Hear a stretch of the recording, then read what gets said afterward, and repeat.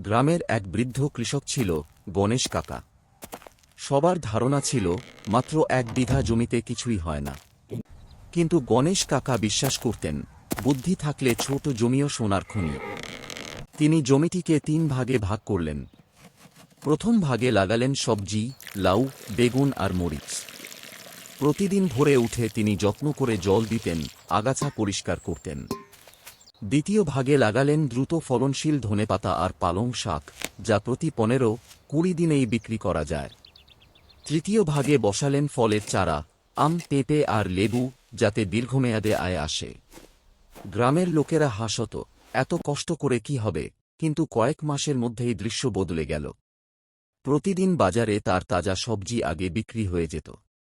ধনেপাতা আর শাক হোটেলওয়ালারা বউকে কিনে নিত, আর পেঁপে ও লেবু নিয়মিত ফল দিতে শুরু করল। একদিন পাশের গ্রামের ব্যবসায়ী এসে সরাসরি তার ক্ষেত থেকে সব কিনে নিল। হিসাব করে গণেশ কাকা দেখলেন, সবজি থেকে মাসে প্রায় 25,000 টাকা, শাক থেকে 15,000 টাকা, আর ফল থেকে 10,000 টাকা। মোট মাসে 50,000 টাকা আয়। এখন আর কেউ তাকে নিয়ে হাসে না, বরং দূর দূরান্ত থেকে কৃষকরা তার কাছে শিখতে আসে। তিনি গাছের নিচে বসে পাখিদের আম খাওয়াতে খাওয়াতে বলেন, জমি ছোট নয়, আমাদের ভাবনাই ছোট।